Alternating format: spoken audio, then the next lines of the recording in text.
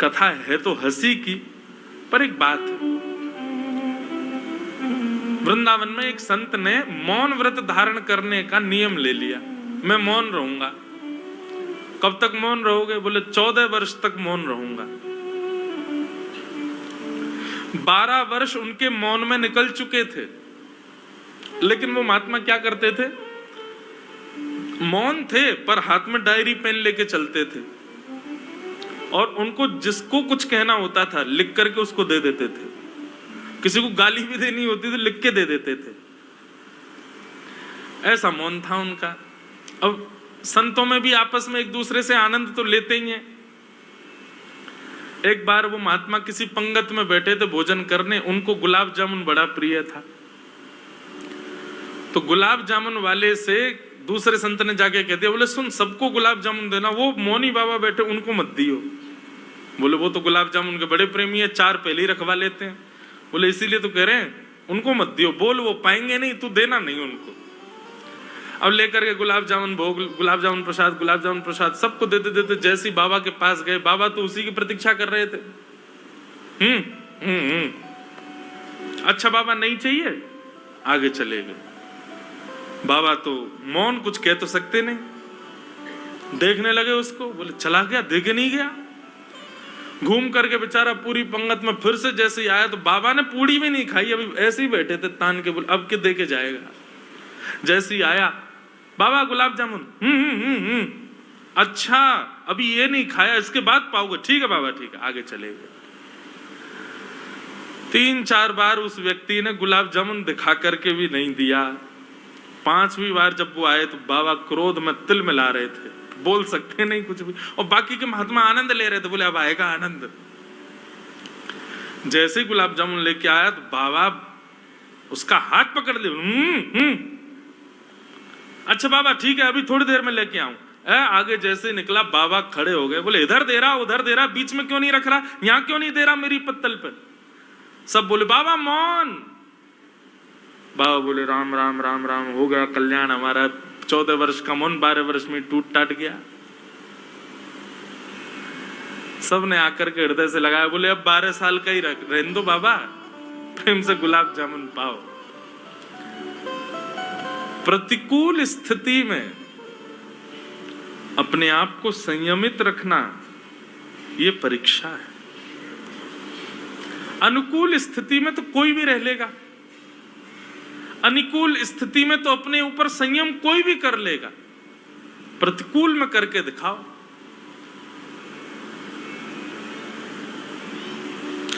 जब दूसरों पे आती है तो सब उपदेश देने पहुंच जाते हैं, ऐसा करो ऐसा करो, अरे राम राम, ऐसा नहीं तुमको ऐसा करना था, ऐसा नहीं तुमको ऐसा करना था, ओहो तुमने ये गलती कर दी इसीलिए ऐसा हुआ है। लेकिन जब वही घटना खुद के ऊपर आ जाती है तो सब भूल जाते हैं, हम लोग निकल आते हैं सब बाहर, कुछ नहीं कर पाते। लेकिन द्रौपदी की कितनी श्रेष्ठ बात, अपने बालकों के हत्यारे के लिए भी वहां पर वो धर्म का विचार कर रही है, न्याय का विचार कर रही है, करुणा का विचार कर रही है, समता का विचार कर रही है, निष्कपटता का विचार कर रही है, एक माँ की पीड़ा का विचार कर रही है, उसके ब्राह्मणत्व का विचार कर रही है, वो गुरु का बेटा है इस बात का विचार कर रही है। कोई रीझा हो चाहे ना रीझा हो, पर श्याम सुंदर रीझ गए द्रौपदी से। क्रिया सदैव ऐसी करो जिससे ठाकुर जी प्रसन्न हो। हम लोगों की ऐसी कभी कभी ओछी हरकतें हो जाती हैं कि केवल 4 लोगों को खुश करने के लिए हम वो काम कर देते हैं। नहीं, क्रिया सदैव ऐसी करो जिससे श्याम सुंदर प्रसन्न हो। द्रौपदी पर भगवान रीझ गए। अर्जुन ने भगवान से पूछा, भगवान आप ही बताओ मैं क्या करूं? भगवान बोले ब्रह्म वंदुर न हंतव्य आतताई बधारह। अर्जुन, ब्राह्मण कैसा भी क्यों ना हो उसको मारना नहीं चाहिए, परंतु बालकों का हत्यारा कोई भी क्यों ना हो उसको छोड़ना नहीं चाहिए। अश्वत्थामा ब्राह्मण है इसलिए इसको मारना नहीं है, अश्वत्थामा छोटे बालकों का हत्यारा इसलिए इसको छोड़ना भी नहीं। अर्जुन समझ गए मुझे क्या करना है, मतलब मृत्यु दंड से भी कोई बड़ा दंड इसको देना है। और बंधुओं आज आप स्पष्ट सुन लीजिएगा, मृत्यु दंड से भी एक बड़ा दंड होता है। क्या? प्रतिष्ठित व्यक्ति का भरे समाज में अपमान। ये मृत्यु दंड से भी बड़ा दंड है। और एक और बात कहें, बहुत सम्मान की इच्छा रखने वाले व्यक्ति के लिए मृत्यु दंड से भी बड़ा है दंड, उसका अपमान हो जाना। और ऐसा व्यक्ति जब तक मरता नहीं तब तक अपने अपमान की अग्नि में जलता रहता है। मृत्यु को प्राप्त करने वाला व्यक्ति 5-6 घंटे में फिर भी चिता में जल जाता है, परंतु अपमान के अग्नि में जलने वाला व्यक्ति जीवन पर्यंत जलता रहता है। भगवान ने कहा ये गुरुपुत्र है, इसको बहुत सम्मान मिला है, इसकी सब रेस्पेक्ट बहुत करते हैं। आज वही समाज इसके सामने खड़ा है जो इसका सम्मान करता है, सबके सामने इसका अपमान करो, यही इसका दंड है। आधी मूंछ, आधी दाढ़ी और आधे केश मूड़ करके अर्जुन ने उसकी ब्रह्म तेज की मणि को निकाल करके धक्के दे करके सभा से बाहर कर दिया। बोले यही उचित दंड है इसके लिए। अश्वत्थामा, अपमान हो गया अश्वत्थामा का। भगवान अब कहने लगे भैया आप सब लोग अब अपने हस्तिनापुर की गद्दी संभालो, सब लोग व्यवस्थित हो जाओ, मैं द्वारिका जा रहा हूं। जैसे ठाकुर जी द्वारिका के लिए प्रस्थान करने लगे, इतने में ही बंधुओं अश्वत्थामा ने अर्जुन की पुत्र वधू उत्तरा के गर्भस्थ शिशु को मारने के लिए ब्रह्मास्त्र छोड़ दिया। आकाश में ब्रह्मास्त्र देख करके उत्तरा दौड़ी दौड़ी भगवान के रथ के पास गई। भगवान द्वारिका को जा रहे थे कि पाहि पाहि महायोगिन देव देव जगतपते नान्यं तद्भयं पश्ये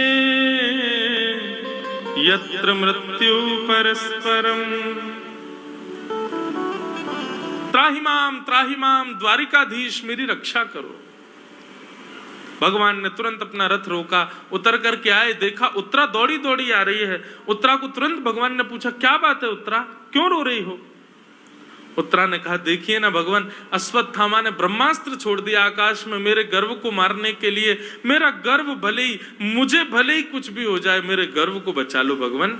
मेरे पति को इन लोगों ने पहले ही चक्रव्यूह में फंसा करके मार दिया, कम से कम मैं अपने बालक को जन्म दूं, ये श्रेष्ठता तो मुझे प्राप्त हो। भगवान आप मेरी रक्षा करो। सबके मध्य आकर के उत्तरा ने जब भगवान से प्रार्थना की, ठाकुर जी एक रूप से तो बाहर खड़े थे, अदृश्य रूप से उत्तरा के गर्भ में प्रवेश करके भगवान ने उसके गर्भस्थ शिशु की रक्षा की। आकाश में देखते ही देखते ब्रह्मास्त्र नष्ट हो गया और किसी को पता नहीं चला कि ये ब्रह्मास्त्र नष्ट हुआ कैसे। सब लोग आश्चर्य करने लगे, बोले कुछ हुआ तो है नहीं। ठाकुर जी बाहर खड़े हैं, पांचों पांडव अपने स्थान पर खड़े हैं, उत्तरा आकर के भगवान से प्रार्थना कर रही है और केवल इतनी देर में ब्रह्मास्त्र नष्ट हो गया। इस ब्रह्मास्त्र को नष्ट किया किसने? कोई नहीं पहचान पाया। लेकिन बंधुओं कितनी अच्छी बात,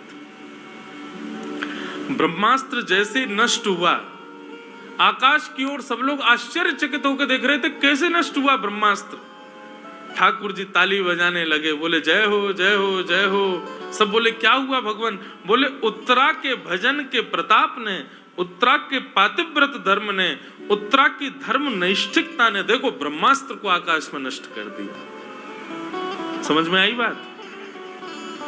नष्ट तो ठाकुर जी ने किया, लेकिन श्रेय पूरा उत्तरा को दे दिया। उत्तरा ने किया, उत्तरा के भजन बल ने किया।